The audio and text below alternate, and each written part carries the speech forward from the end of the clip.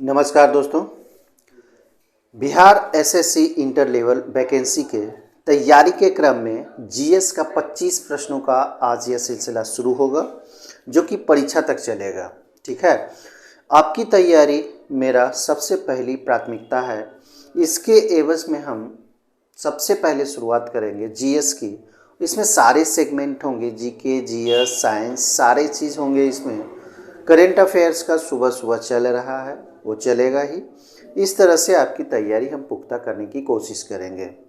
दोस्तों, आपको सिर्फ सब्सक्राइब कर लेना है, नोटिफिकेशन को ऑन कर लेना है, दोस्तों को शेयर करना है। चलिए आज का पहला प्रश्न देखेंगे। पहला प्रश्न कहता है मरकरी है, क्या है ये बताना है। मरकरी मतलब पारा। मरकरी बोला जाता है पारा को, ध्यान देना है, मरकरी पारा को बोला जाता है। ठोस धातु, द्रव धातु, ठोस धातु, द्रव धातु। ठीक है, ध्यान से देखें तो ये हो जाएगा द्रव धातु, क्योंकि यह धातु होता है। पारा को किस में डाला जाता है, जैसे आप देखते होंगे जितने भी थर्मामीटर हैं, थर्मामीटर में पारा का प्रयोग किया जाता है।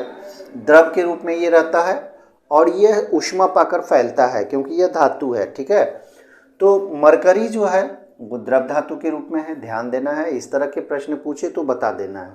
अगर यहाँ पे अधातु रहता, द्रव अधातु, ठीक है, तो ध्यान देना है द्रव धातु, द्रव अधातु, इसे पकड़ना है, क्योंकि अगर यहाँ पे कन्फ्यूजन हो गया तो आप गलत मार देंगे। ठीक है, द्रव अधातु के रूप में ब्रोमीन को जाना जाता है, ब्रोमीन को जाना जाता है द्रव अधातु के रूप में। मरकरी को जाना जाता है द्रव धातु के रूप में।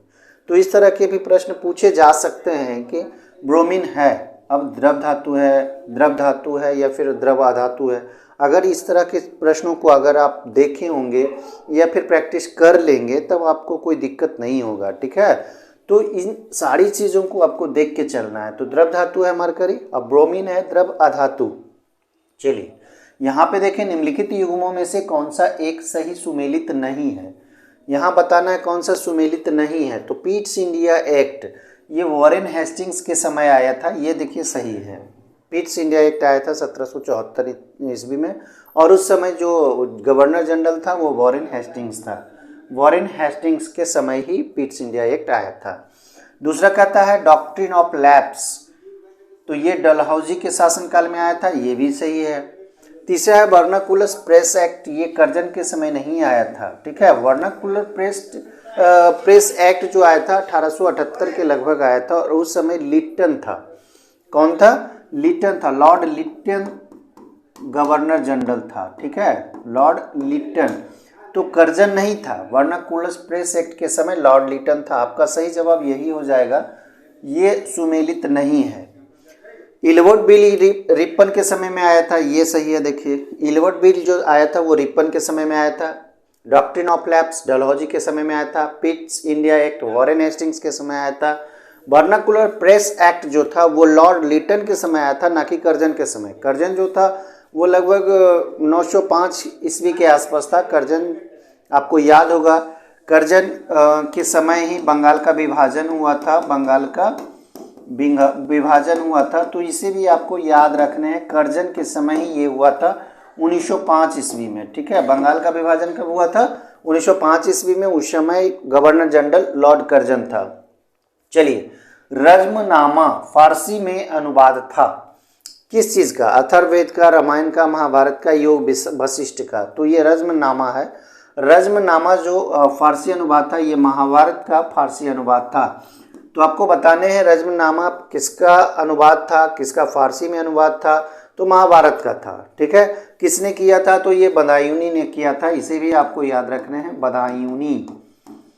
बदायूनी के द्वारा ये किया गया था। महाभारत का ट्रांसलेट किया गया था रज्मनामा में, और फारसी में था। वो क्या था? फारसी में था। चलिए चौथा देखेंगे, निम्नलिखित में से कौन सी प्रक्रिया, ध्यान से देखें, कौन सी प्रक्रिया कार्बन डाइऑक्साइड वातावरण से हटाती है? कार्बन डाइऑक्साइड ग्रहण करती है, फिर ऑक्सीजन रिलीज करती है। तो कौन ऐसा प्रक्रिया है? तो बहुत आसान है, ये तो फर्स्ट में ही प्रकाश संश्लेषण की क्रिया है। प्रकाश संश्लेषण की क्रिया में कार्बन डाइऑक्साइड का कार्य होता है। मृग तृष्णा उदाहरण है। मृग तृष्णा किसका उदाहरण है? प्रवर्तन का है, पूर्णांतरिक प्रवर्तन का है, विक्षेपण का है, विवर्तन का है। आपकी तैयारी शुरुआत है बिहार एसएससी की अगर आप तैयारी करते हैं तो शुरुआत है, और किसी भी परीक्षा की तैयारी करते हैं तो जीएस जीके साइंस तो क्वेश्चंस आएंगे ही आएंगे, और मेरा जो होगा वो मिक्सअप होगा, चाहे विज्ञान के भी, जीके का, जीएस जो भी हो, विविध के प्रश्न होंगे, सारे इसमें मिक्सअप होंगे। तो आपको तैयारी करने में आसानी होगी, आपको इधर उधर जाने की दिक्कत नहीं है। सारे बुक्स का यहाँ पे समावेशन होगा, आपको कोई दिक्कत नहीं होगा। यहाँ पे सारी चीज़ें मिलेगी, करंट अफेयर्स के भी प्रश्न आपको मिलेंगे जो कि अलग से सुबह में आएंगे। तो आपको सिर्फ तैयारी करनी है, बाकी का काम हम कर लेंगे, ठीक है।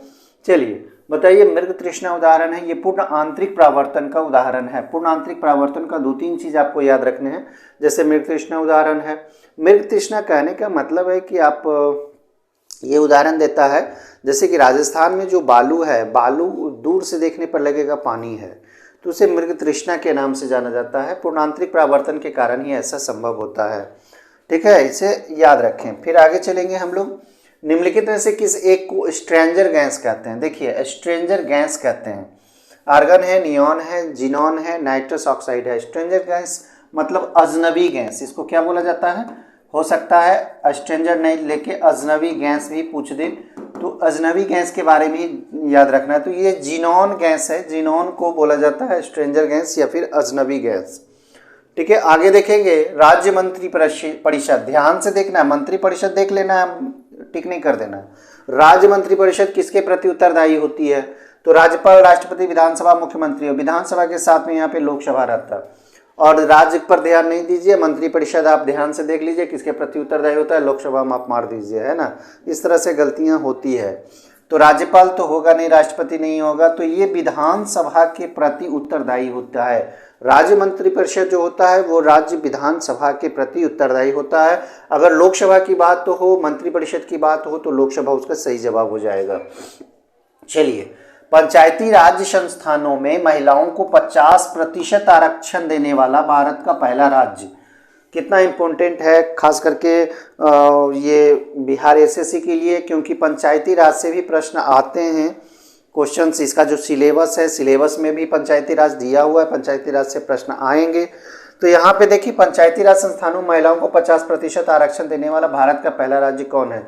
दोस्तों, हमने कोशिश किया है कि हर सिलेबस के अनुसार जो सिलेबस दिया गया है उसके अनुसार हर टॉपिक से, हर सब्जेक्ट से प्रश्न उठाएं, और आपको इधर उधर या कुछ करने की ज़रूरत नहीं है। सारे जीके जीएस हम यहाँ पे ला दें, साइंस ला दें, सिलेबस के अनुसार। आपको कुछ नहीं करने हैं, बस आपको वीडियो देखने हैं, ठीक है। और भारत का पहला राज्य कौन सा है? तो बिहार हो जाएगा, ये आप जानते होंगे।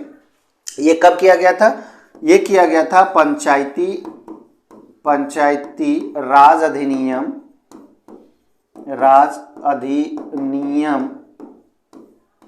2006 ईस्वी के आधार पर, के अनुसार, ठीक है। पंचायती राज अधिनियम 2006 ईस्वी में लागू किया गया था बिहार में 2006 में, और उसके अनुसार 50% आरक्षण देने वाला भारत का पहला राज्य बना था। कौन? बिहार बना था, ठीक है। तो ये इसे भी आपको याद रखना है, किस अधिनियम के द्वारा? तो 2006 ईस्वी के अधिनियम के द्वारा, ठीक है। बिहार पहला राज्य बना था। चलिए आगे देखेंगे। वार एंड पीस पुस्तक के लेखक कौन है? वार एंड पीस, वार मतलब युद्ध, पीस मतलब शांति, तो इसको लिखा है लियो टॉल्स्टॉय, ठीक है। वॉर एंड पीस किसने लिखा है? लियो टॉल्स्टॉय ने लिखा है। आगे देखेंगे 10वां नंबर सवाल। भारत सरकार का प्रथम न्याय अधिकारी, ठीक है, प्रथम न्याय अधिकारी, भारत सरकार का प्रथम न्याय अधिकारी कौन है? भारत के मुख्य न्यायाधीश है, विधि मंत्री है, महान्यायवादी है, फिर महालेखा परीक्षक है। कौन है? आपको बताना है। तो प्रथम न्याय अधिकारी जो होता है वो महान्यायवादी कहलाता है, प्रथम विधि अधिकारी होता है, ठीक है। इसका जो वर्णन मिलता है आपका संविधान के अनुच्छेद 76 में, ठीक है। संविधान के अनुच्छेद 76 में महान्यायवादी का वर्णन मिलेगा आपको। इसकी जो नियुक्ति करती है, नियुक्ति की अगर हम बात करें, नियुक्ति कौन करता है? नियुक्ति करता है राष्ट्रपति, नियुक्ति करता है राष्ट्रपति। और इसका जो कार्यकाल भी पूछा जाता है, कार्यकाल कितना होता है? तो ये राष्ट्रपति के प्रसाद पर्यंत होता है, राष्ट्रपति के प्रसाद पर्यंत होता है, प्रसाद पर्यंत इसे कह सकते हैं, ठीक है। राष्ट्रपति के पश्चात पर्यंत तो भारत सरकार का प्रथम न्याय अधिकारी हैं ये महान्यायवादी हैं। देखिए इससे ढेर सारे क्वेश्चन से राइज होंगे, बहुत क्वेश्चन इससे पूछे जाते हैं उल्टा करके पुल्टा करके इधर से उधर से, लेकिन मेन बेस यही होता है महान्यायवादी। देखिए इसे महान्यायवादी को जैसे इस तरह से प्रथम न्याय अधिकारी कौन है तो महान्यायवादी, अटॉर्नी जनरल भी इसे कहा जाता है। तो कभी कभी ये भी पूछ दिया जाता है अटॉर्नी जनरल, आपके ऑप्शंस में होंगे अटॉर्नी जनरल, ये भी आपके ऑप्शंस में होंगे। महान्यायवादी उस समय नहीं होंगे तो आप कैसे पता चलेगा, फिर आपको लगेगा कि ओ फलना तो ऐसे इसे पढ़ा दिया हमको गलत हो गया। अटॉर्नी जनरल भी इसे कहा जाता है महान्यायवादी को। और किस संविधान के अंतर्गत है तो अनुच्छेद 76 के अंतर्गत है। नियुक्ति कौन करता है, महान्यायवादी की नियुक्ति कौन करता है, अटॉर्नी जनरल की नियुक्ति कौन करता है तो राष्ट्रपति करता है। अटॉर्नी जनरल या फिर महान्यायवादी का कार्यकाल कितना होता है तो राष्ट्रपति के पश्चात पर्यंत ऑप्शंस में जरूर रहेंगे। तो इस तरह से आपको यहाँ पे टिक करने हैं, ठीक है। इन सारी चीज़ों को आपको याद रखना है, सारी चीज़ों को या तो आप नोट करते जाए क्योंकि अभी शुरुआत है और परीक्षा की तैयारी करने हैं और सारा चीज़ एकदम जल्दबाजी में होगा। नवंबर तक आपका फॉर्म अप्लाई होगा, दिसंबर जनवरी तक के आपका एग्जाम्स हो जाएगा। तो जितनी जल्दी हो सके आपकी तैयारी पूरी होनी चाहिए, ठीक है। तो इस तरह से आपको आगे चलना है। चलिए माइटोकॉन्ड्रिया किसमें अनुपस्थित होता है, माइटोकॉन्ड्रिया माइटोकॉन्ड्रिया क्या होता है आप इसे समझें। माइटोकॉन्ड्रिया को बोला जाता है ऊर्जा गृह के रूप में, ऊर्जा गृह के रूप में, या फिर पावर हाउस भी इसे बोला जाता है। पावर हाउस क्या बोला जाता है, पावर हाउस बोला जाता है, ऊर्जा गृह बोला जाता है माइटोकॉन्ड्रिया को। माइटोकॉन्ड्रिया में एक चीज होता है एटीपी, एडिनो ट्राइफॉस्फेट इसे बोला जाता है, एडिनो ट्राइफॉस्फेट। और इसमें क्या होता है, ऊर्जा संग्रहित होता है। क्या होता है, ऊर्जा संग्रहित होता है। तो आपको ये भी आपको याद रखने हैं। तो एटीपी के रूप में, एटीपी के रूप में ऊर्जा संग्रहित होता है माइटोकॉन्ड्रिया में। तो ये भी क्वेश्चंस आ जाते हैं कि माइटोकॉन्ड्रिया में जो ऊर्जा संग्रहित होते हैं किस रूप में होते हैं तो एटीपी के रूप में होते हैं, जो समय समय पर एटीपी टूट कर ऊर्जा प्रदान करता है शरीर को, ठीक है। पावर हाउस के रूप में या ऊर्जा गृह के रूप में कोशिका, सेल कह सकते हैं, कौन जाना जाता है तो माइटोकॉन्ड्रिया जाना जाता है। अब माइटोकॉन्ड्रिया किसमें अनुपस्थित होता है तो ये हरा शैवाल जो होता है इसमें माइटोकॉन्ड्रिया अनुपस्थित होता है, यानी कि नहीं होता है, ठीक है। चलिए आगे देखेंगे, निम्नलिखित में से किसकी सहायता से रक्त द्वारा ऑक्सीजन ले जाया जाता है, रक्त द्वारा ऑक्सीजन ले जाया जाता है। देखिए ध्यान से आप इस चीज को देखें तो सबसे पहले जाने कि जो रक्त होता है आरबीसी होता है, ठीक है, डब्ल्यूबीसी होता है। तो आरबीसी जो होता है रेड ब्लड कॉर्पस्कल्स इसे बोला जाता है। ये जो होता है रक्त का ऑक्सीजन का क्या करता है, वहन करता है, यानी कि ले जाता है, ये आरबीसी का काम है। इसे लोहित कोशिका भी कहा जाता है, ठीक है, इसे क्या कहा जाता है, लोहित कोशिका भी कहा जाता है। तो आरबीसी भी बोला जाता है, आरबीसी भी रहेगा वहाँ पे दिया हुआ। तो ऑक्सीजन ले जाया जाता है, किसके द्वारा ये ऑक्सीजन का वहन किया जाता है तो आरबीसी के द्वारा या फिर लोहित कोशिका के द्वारा। कभी कभी क्वेश्चंस में ये भी रहेंगे हीमोग्लोबिन के द्वारा। वो इस तरह से आपको सारी चीज़ों को जानकारी ले लेनी है। आगे किस महाद्वीप को प्रायद्वीपीय महाद्वीप के नाम से जाना जाता है तो ये तो यूरोप हो जाएगा, जिससे प्रायद्वीपीय महाद्वीप के नाम से भी जाना जाता है। चलिए आगे देखेंगे, अलबेरूनी किसके शासनकाल में इतिहासकार था। अलबेरूनी का चर्चा यहाँ पे ध्यान से देखें तो अलबेरूनी जो था ये मोहम्मद गजनवी के शासनकाल में था, या फिर कह सकते हैं कि उसका जो दरबारी इतिहासकार कह सकते हैं, दरबारी इतिहासकार था। इसके साथ साथ फारूकी भी था, उतवी था। कौन किसके दरबार में, महमूद गजनवी के दरबार में। तो अलबेरूनी के द्वारा एक पुस्तक लिखी गई है, पुस्तक का नाम था किताबुल हिंद, किताबुल हिंद के नाम से यह पुस्तक जाना जाता है, किताबुल हिंद के नाम से। नाभिकीय ऊर्जा प्राप्त करने हेतु आवश्यक है, नाभिकीय ऊर्जा जब प्राप्त कर सकते हैं, कैसे कर सकते हैं ये बताना है। तो यूरेनियम इसका ईंधन है, यूरेनियम टूटकर ही नाभिकीय ऊर्जा प्राप्त किया जा सकता है। नाभिकीय ऊर्जा प्राप्त करने के लिए यूरेनियम की आवश्यकता होती है। यूरेनियम हो गया या इसके जगह पे थोरियम भी, प्लूटोनियम भी आप कर सकते हैं। तो अगर यूरेनियम ऑप्शंस नहीं रहे तो प्लूटोनियम भी रह सकता है ऑप्शंस में, थोरियम भी रह सकता है ऑप्शंस में। तो ये नाभिकीय ऊर्जा के अगर ऑप्शंस रहे तो ये मत समझिएगा कि सिर्फ यूरेनियम ही होगा। नाभिकीय ऊर्जा, तो नाभिकीय ऊर्जा मतलब यूरेनियम भी हो सकता है, थोरियम भी हो सकता है, प्लूटोनियम भी हो सकता है, ठीक है। आर्किमिडीज का जो सिद्धांत है, नियम जो है, वो किससे संबंधित है, किस नियम से संबंधित है? गुरुत्वाकर्षण का नियम, समकोण त्रिभुज का नियम, या फिर प्लवन का नियम? इसका सही जवाब हो जाएगा प्लवन के नियम से यह संबंधित है। आर्किमिडीज का सिद्धांत, आर्किमिडीज का सिद्धांत या नियम तो आप जानते होंगे, ये द्रव से संबंधित है, ठीक है, द्रव से संबंधित है। चलिए आगे देखेंगे, चाबी भरी घड़ी में कौन सी ऊर्जा होती है? चाबी भरी हुई है, ध्यान से देखें, चाबी भरी हुई है और उसमें कौन सी ऊर्जा होती है? स्थितिज ऊर्जा, गतिज ऊर्जा, संचित ऊर्जा या फिर यांत्रिक ऊर्जा? तो यहाँ पे स्थितिज ऊर्जा इसका सही जवाब हो जाएगा। स्थितिज ऊर्जा होती है जो कि चाबी भरी घड़ी में होती है। चलिए आगे देखेंगे, डिफेंस सर्विसेज स्टाफ कॉलेज, नाम ध्यान से देखें, डिफेंस सर्विसेज स्टाफ कॉलेज निम्न में से कहाँ पर स्थित है? तो यह वेलिंगटन में स्थित है, जो कि तमिलनाडु में है। वेलिंगटन कहाँ है? तमिलनाडु में है।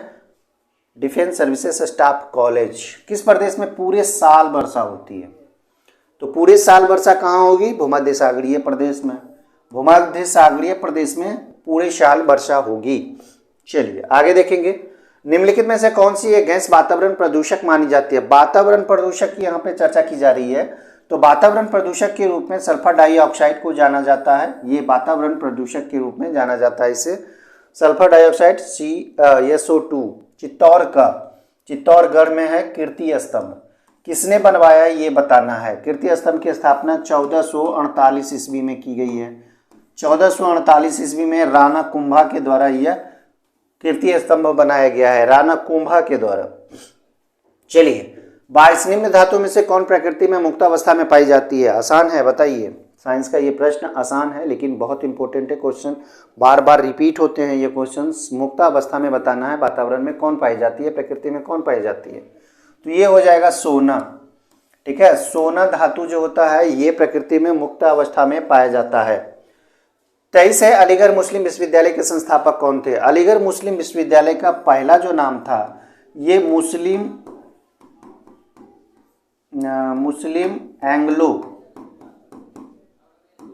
एंग्लो ओरिएंटल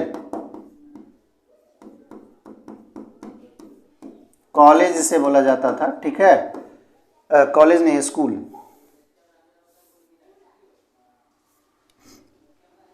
स्कूल के नाम से यह पहले जाना जाता था और इसकी स्थापना भी स्कूल के रूप में ही हुई थी 1875 ईस्वी में। ध्यान देना है, मुस्लिम एंग्लो ओरिएंटल स्कूल के नाम से इसकी स्थापना 1875 ईस्वी में हुई थी, जिसका स्थापना कौन किया था? सर सैयद अहमद खान ने किया था। और उसके बाद से या फिर ये लगभग 1920 के आसपास ये कॉलेज में तब्दील हो गया और अलीगढ़ मुस्लिम विश्वविद्यालय के नाम से जाना गया 1920 ईस्वी में। और इससे पहले 1875 ईस्वी में इसे ओरिएंटल स्कूल के नाम से जाना जाता था, लेकिन स्थापना की बात करें तो वही 1875 ही होगा।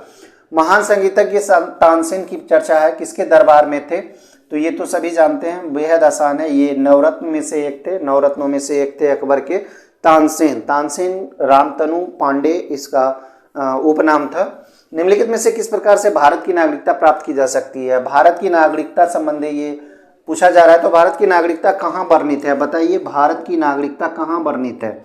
संविधान के भाग 2 में वर्णित है। संविधान के भाग 2 में वर्णित है ये भारत की नागरिकता। अनुच्छेद की अगर हम लोग चर्चा कर लें तो अनुच्छेद 5 से 11 तक है, ठीक है, 5 से 11 तक। इसको भी आपको याद रखने हैं। भारत की नागरिकता संविधान के किस भाग में, ये पूछ दे तो आप क्या कहिएगा? तो इसे आपको याद रखने, संविधान के भाग 2 में है भारत की नागरिकता का वर्णन। किस किस अनुच्छेद में है? तो अनुच्छेद 5 से लेकर 11 तक में भारत की नागरिकता का वर्णन मिलता है, ठीक है। तो देखिए, भारत की नागरिकता कैसे प्राप्त की जा सकती है? भारत की नागरिकता संबंधी जो कानून लाया गया था, अधिनियम लाया गया था,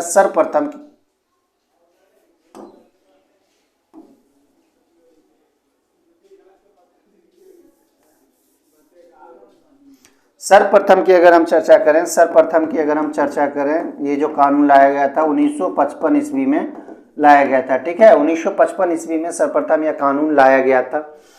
इसके अनुसार जन्म से तो भारत की नागरिकता मिलेगी ही मिलेगी, वंशानुक्रम से भी आपका ये नागरिकता प्राप्त की जा सकती है।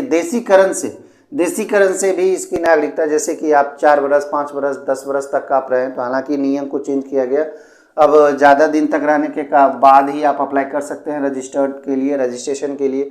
तो ये तीनों ऑप्शंस आपके सही हो जाएंगे, इन सभी से नागरिकता प्राप्त की जा सकती है।